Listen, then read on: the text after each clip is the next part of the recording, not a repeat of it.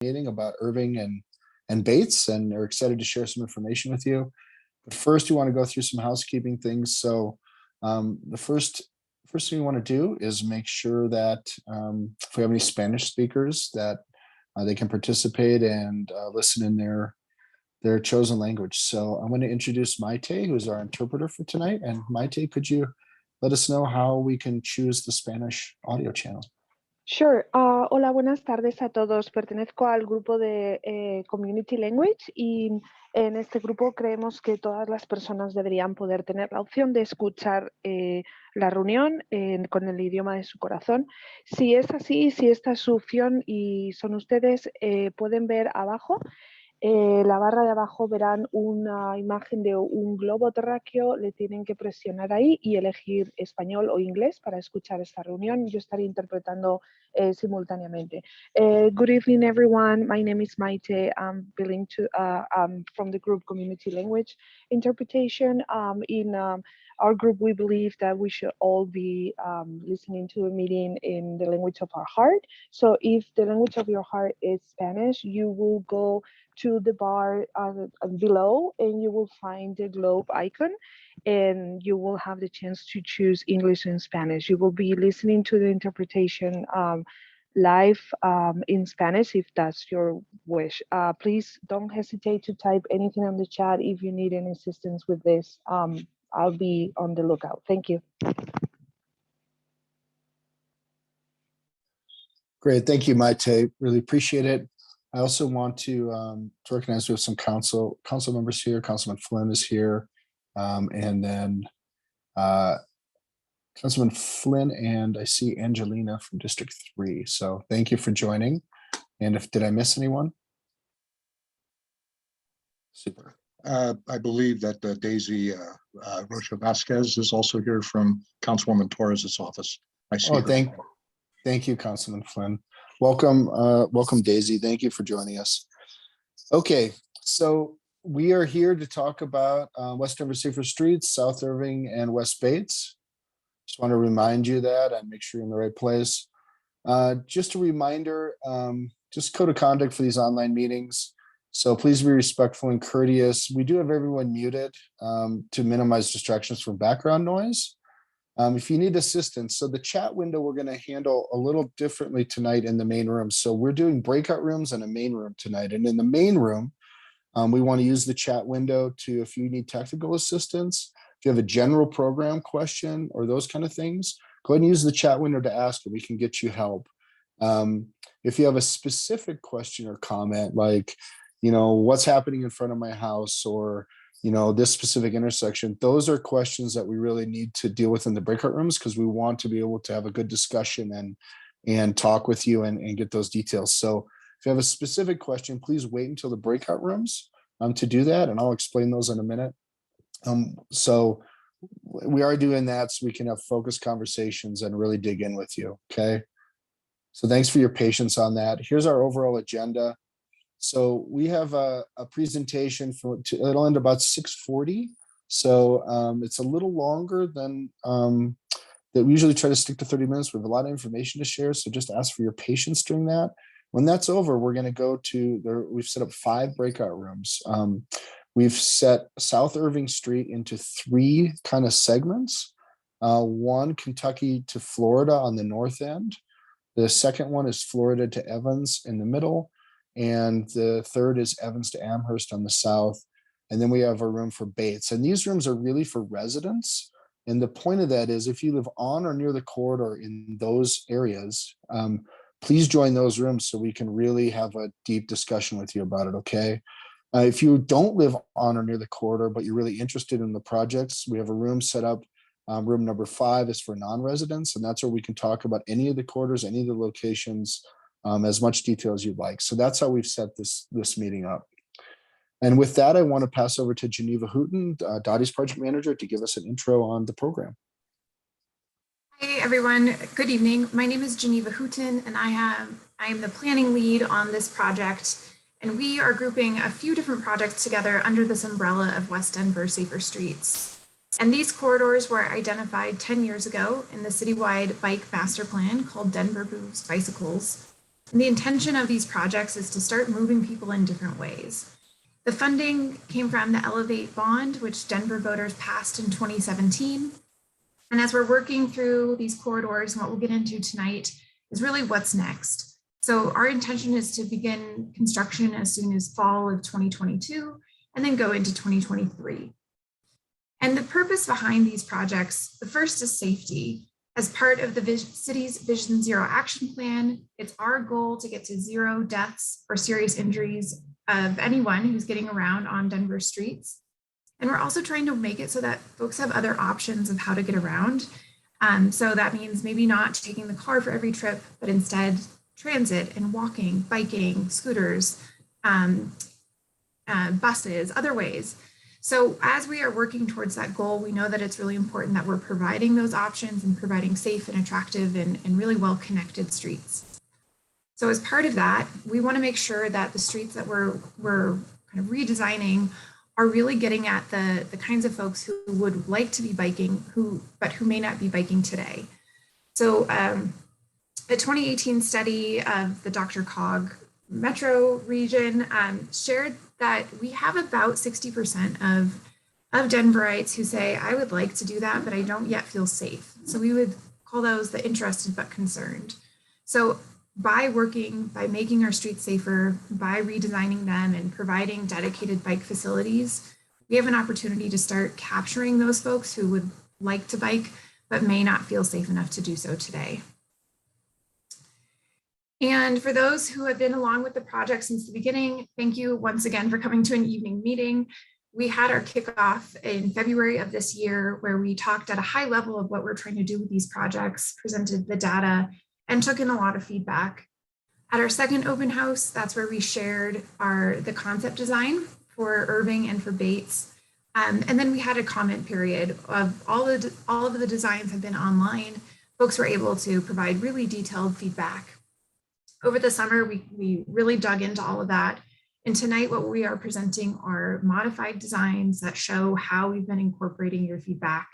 And then we're going to wrap this into final design in the spring to prepare us to actually start construction. And really quickly, I want to highlight a few things that we heard from you at our February open house. So this was for all of the corridors under West Denver Safer Streets.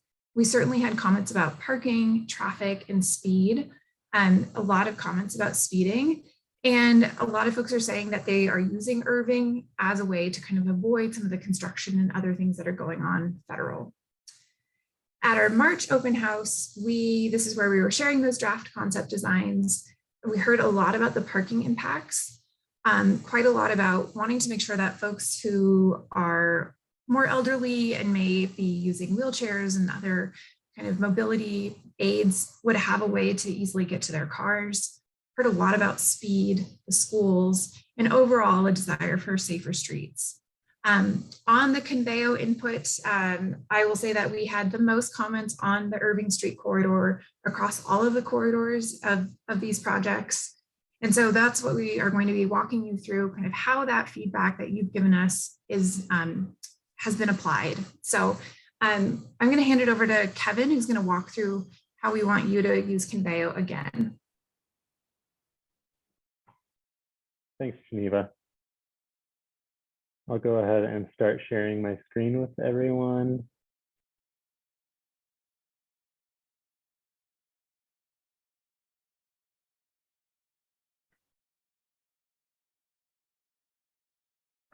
Okay, so good evening, everybody. My name's Kevin, and I'm going to be giving you guys a quick demonstration on how to leave comments on the corridor designs using the Conveo tool.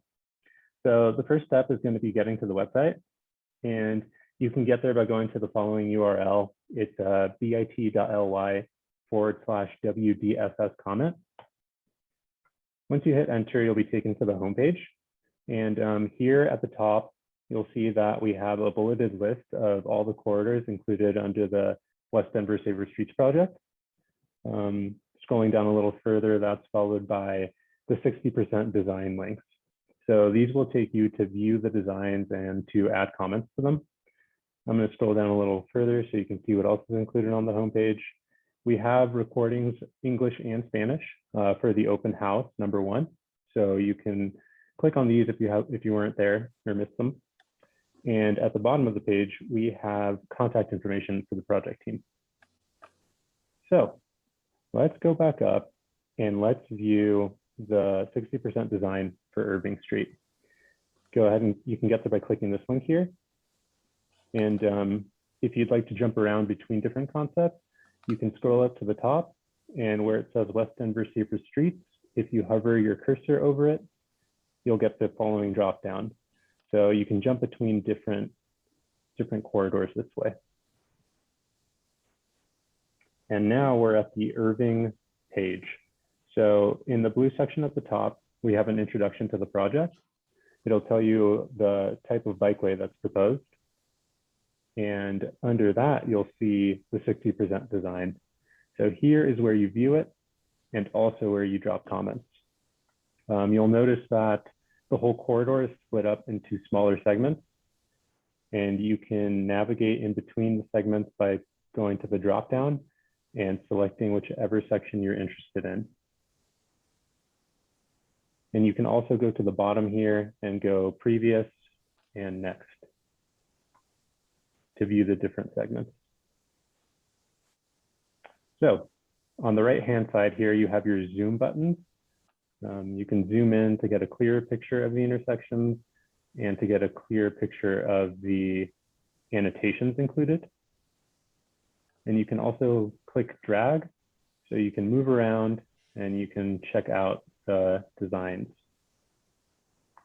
And now to add a comment, up here where it says comment, you go ahead and click that button and you'll get the gray plus icon on your screen. And you can click anywhere to drop a comment. And once you do, you'll get a pop-up window. Here you enter your name, your email, your comment in the box, select your comment type, and add your comment. And I've included a demonstration comment here so you guys can see what that looks like. Notice that you can reply to other people's comments. You can also like or dislike them, so you can interact with other people's comments. I do want to note that these are public, so please remember to be polite. And down here, we have an understanding the design section. This tells you a little bit about the design treatments included for the corridors. And lastly, we have meeting recordings, again in English and Spanish, for the second open house. So that concludes this presentation or this demonstration. Thanks, everyone. All right, thanks, Kevin. If you stop sharing, I'll share again. We'll just hand the baton off to each other. And then I'll pop this up. Great. So yeah, so that that's the main way, just like we did for the other concept design. After public meeting #2, we'd like to get comments. With that, I'd like to hand it over to Adam Jaden to give some overviews on how your input has shaped these design changes. So Adam. Thank you. Hi, my name is Adam Jaden. I'm an engineer with the Denver Department of Transportation build team. I'll be carrying these projects through construction once we get through the design. The first facility we're going to discuss today is South Irving Street from West Kentucky south to West Amherst. I'm going to give some context to the facility before we jump into the designs and what we changed from our previous meeting to today. South Irving Street is a collector street a couple blocks west of Federal Boulevard. It provides a north-south connection, a continuous north-south connection from Kentucky to Amherst, and it also provides traffic signals which makes bike crossings and pedestrian crossings easier at the major intersections of Florida, Jewell, Evans, and Yale. Some additional context, the Irving corridor also connects 7 schools with over 2,000 students at the Kepner campus, Johnson Elementary, and Gust Elementary. And between Iowa and Mexico, we also have an on-street connection to the Sanderson Gulch Trail. To provide some context on where we are with mobility today, the current posted speed limit is 25 miles per hour. As you can see, our low is above that and our high is at 35 miles per hour. And throughout the corridor, we're seeing speeds well over 30 miles per hour. Speeds are a major concern along this corridor. As mentioned earlier, this is a collector with a bit higher volumes than you would see on a local street, between 2,600 and 5,800 vehicles per day. We also took parking counts, which influence our design. Our average parking occupancy early mornings on the weekdays was around 25%. Some safety data for you. The corridor has a significant crash history over the past 5 years, especially for our bikes and pedestrians along Irving. We've had 15 bike and ped crashes, which is pretty significant. We've also had 2 serious pedestrian crashes. That's why this corridor is a major concern for Dottie, as we try to make it safer for all users by reducing speeds and providing those facilities and elements to lower speeds and make it safer for all users. So in March 2021, we shared concept design for a protected bike lane on South Irving Street. We presented this, we got feedback through Conveyo, email, our office hours. We have made significant changes to the corridor while doing our best and maintaining that continuous bikeway through the corridor. And while we've heard quite a bit of feedback, we really focused our changes to the design on reducing speeds, making improvements for pedestrians, as well as continuing that bike lane. With that context, I'm going to hand it over to Geneva. She's going to walk us through some of the changes we've made to the design since the previous meeting. So kind of building on that theme of how do we make this street safer and more comfortable for more people, while also making sure that we have a continuous bike lane. So on the left side of the screen, that was what we presented back in March in terms of just the parking impacts that we would see from a protected bike lane from Kentucky down to Amherst. And due to the widths of the street and sort of our design standards, it would have pretty serious impacts. Knowing the feedback that we received from you and from others on this corridor, we tried to really find a balance between how do we still maintain a continuous bikeway and make sure that we have a safe place for people to be that potentially has fewer impacts. So what we were able to do and what we're going to walk you through are those really quite big changes that we've made. And through that, we're able to maintain about 50% of parking in the north side of the corridor, and then again, about 50% of parking between Evans and Amherst. So on the right-hand side, that is just a very simple graphic to show kind of how these two pieces are fitting together and where we're able to continue to really listen to the community and kind of find a compromise between these things. And so what we're going to do is we've broken the Irving, as you know, is a long corridor. And so we've broken it into 3 different areas, and these are also going to mirror how we're breaking up you as residents into different breakout rooms. So this section from Kentucky to Florida is the first breakout room. And how this corridor has changed is that rather than it being a protected bike lane here, we are adding in additional traffic calming, and we're proposing that this be a bike lane. And the benefit of this is that we still have the ability to use some of that friction that on-street parking does provide. We will still have a dedicated bike lane, and we're adding in treatments at the intersection to slow turning movements, to shorten crossing distances, and to ultimately, our goal is to really improve the safety and reduce some of that speeding that we're seeing. So for instance, at the very north side of the corridor from Kentucky to Arizona, what this looks like is that the parking would be retained on the east side of Irving, and the parking on the west side would be removed to accommodate a bike lane and a general travel lane. Then, and also I want to point out at the intersection, we are adding in curb extensions, and the intention here is to make it slower as anyone is turning onto some of the side streets, and ultimately to try to make Irving a more comfortable place. Then from Arizona to Florida, it switches. So from that, they would be keeping parking on the west side, and there would be parking removed on the east side. So This is different from the original concept, which had parking removed on both sides, while still providing a continuous bike lane. Then moving from Florida down to Evans, we're going to get into a few different facility types, so bear with me. The overall message is that the protected bike lane is staying throughout part of this section. And the reason being that we had pretty significant speeding. This is in particular where we were clocking some of those 35 miles per hour speeds, and we have some higher volumes. So on that first block from Florida to Iowa, next to the Prospect Park townhomes, we're able to fit in a buffered bike lane and keep parking, which is how that block has changed. The design has not changed in any significant way from Iowa to Jewell. Make sure I get my street names right. And so that section will still be a protected bike lane. And the intention is really that we can provide a better and most comfortable connection from the Sanderson Gulch Trail to, up and down Irving, but then also to the elementary school. Another change that we've made, and then I can walk through in a second, is we're proposing some changes to the signage in front of Johnson Elementary to really help with church parking on Sundays and evenings. Next slide, please. So I'm not going to spend a ton of time on this because we'll have time in the breakout room to go through it.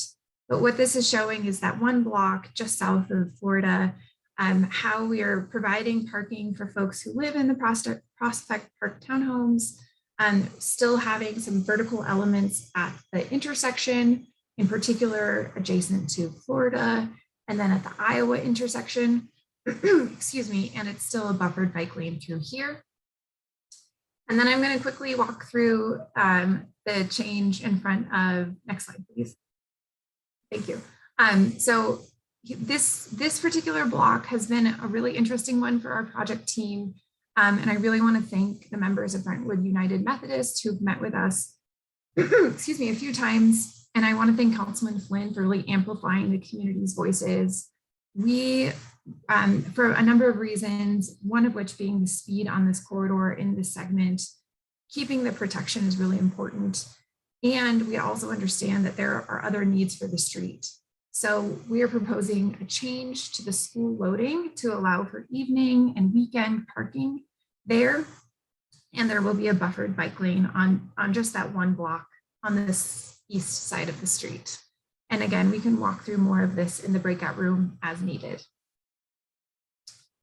Throughout the Irving Parkway section, we tried really hard to figure out a way of kind of keeping all of the elements together, but ultimately the Parkway is just narrow enough that we couldn't fit all of it in while still keeping a continuous bike lane. So for this, it will be, what we're proposing is a buffered bike lane with a really wide bike lane itself, a very wide buffer, and particularly because of it's not a consistent width. And we heard a lot about kind of the visual impact of what the vertical would be. And so this is providing still a great deal of space between a bicyclist and a car without some of the visual interference that we heard from neighbors. Then moving down from the Evans to Amherst section, this is going to be breakout room number 3. And this is going to look pretty similar to what we have up at the north end of the corridor. So for this, we're proposing a pretty significant change from the original design. And this is showing as a bike lane with that additional traffic calming. So for this, we don't have nearly as high of volumes in the southern part of the corridor, but we still have some speeding. So at 7 of the intersections between Evans and Amherst, we're proposing additional traffic calming, things like curb extensions as pictured here, median deflection islands. And really this is to make it easier to cross the street, to visit your neighbors, to get to the park, all that good stuff. So what that looks like, next slide, please.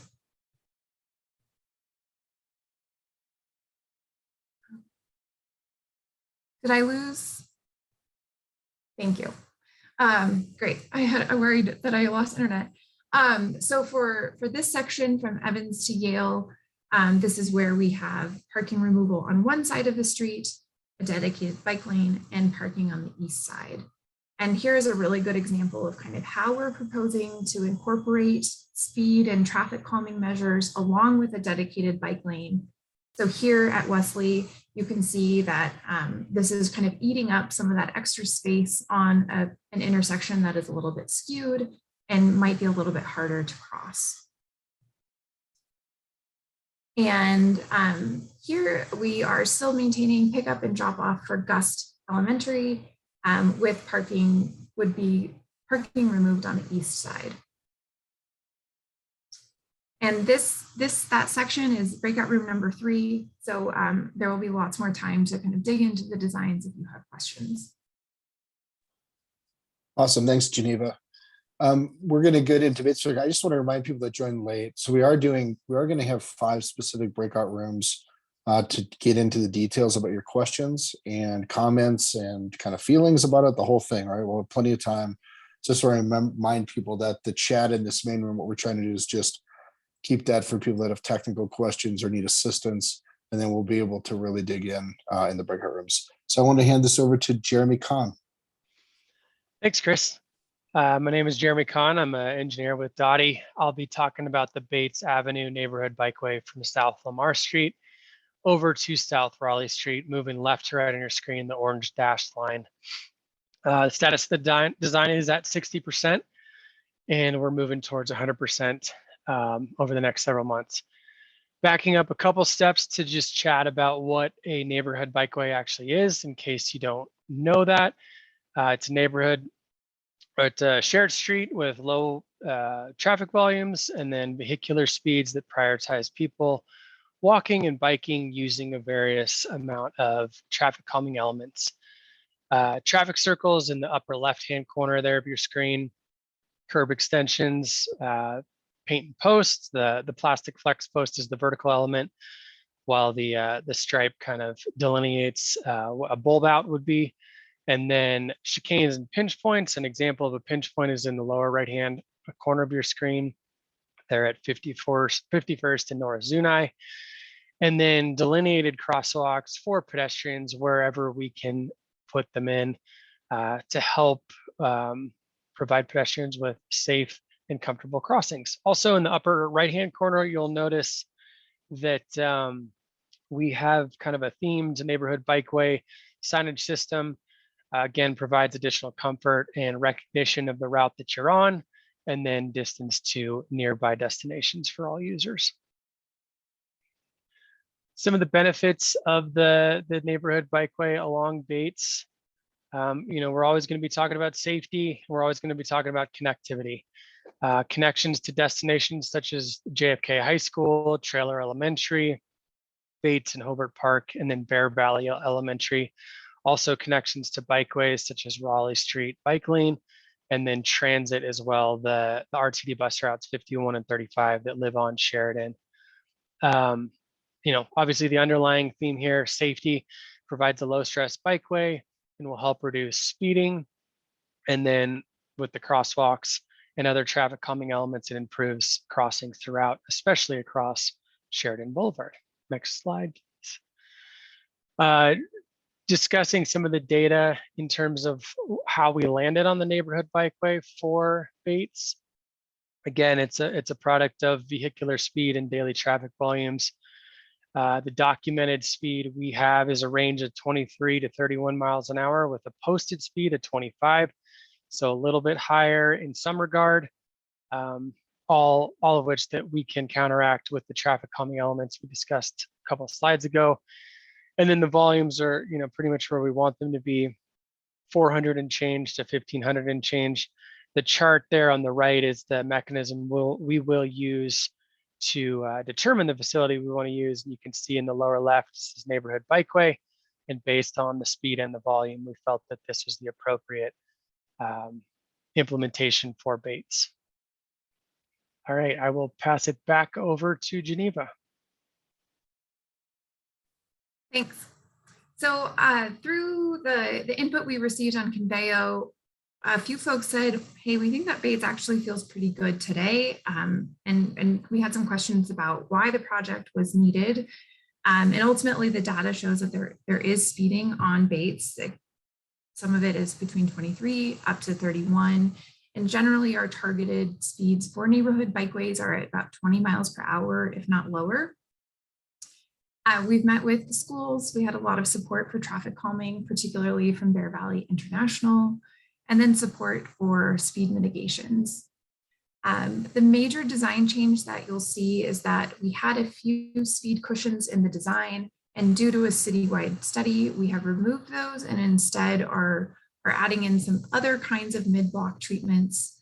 And if you'll go to the next slide, please. So for instance, just like what Jeremy was talking about with pinch points, we have 2 pinch points near the park. They are going to look very similar to what's here in the photo. And this is another good example of a pinch point near a park in the city. We also have a median island between Eaton and Depew, and that is to kind of eat up some of the space on the street and to reduce speeding. And then overall with this, I know that there's a lot going on this slide. It's really just to show you that we have a cadence of how we're addressing some of those intersections. So it's a mix of traffic circles and then always stops, traffic circles, and curb extensions. So that is kind of a pattern that we have continued throughout the corridor. And then with the kind of funkiness of the street pattern with the park, it comes up and comes down, and that's why we are doing other things directly adjacent to the park. And then on the other side of Sheridan, it's a pretty similar cadence of using what we have in the street, of adding in traffic circles and adding in curb extensions. And the whole intention of this is to make it a safer and more comfortable place for people to walk and bike. And in particular, because we have so many schools on this corridor, it really just further emphasizes the need and desire of creating a street that ultimately we hope that students and their families are comfortable to get to school on.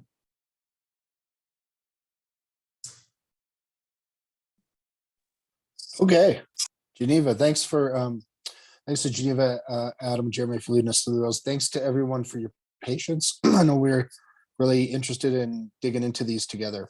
So what we're going to do now, we have 5 breakout rooms set up, and some of them are specifically set up so that residents can get together and talk to us directly about, what their concerns are and needs, that we communicate really clearly with them. And then we have, so that's set up by corridor and kind of by segment, right? So we have 3 for Irving. 1 is for residents from Kentucky to Florida. 1 is from residents from Florida to Evans, and 1 is for residents for Evans to Amherst, okay? And if you live on or near those corridors, those are for you. Bates, if you live on or near Bates, we have a room for you to come and give us like your specific feedback. And then we have a room for non-residents, so people that we know are really interested in these facilities, but they don't live directly on or near the corridors. We're really interested and we're listening. We have a room specially set up for you so we can get your input and really hear you directly. So we set that up. Choose the room that best fits you for where you live.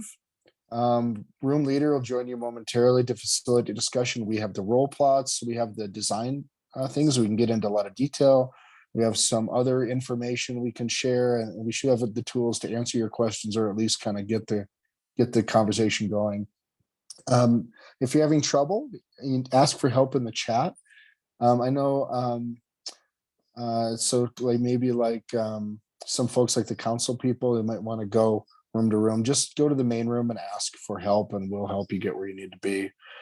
And then we're going to end the meeting from the breakout rooms. So we'll talk about next steps, how to stay engaged, and then we'll kind of transition out from there. So that's what we'll do. So with that, I would like CV, if you could activate the breakout rooms, and then you'll see it. Some choices come up, and we've set it up so you just self-select the one that you want to be in, and then we'll all join up again together in the breakout rooms and continue our discussion.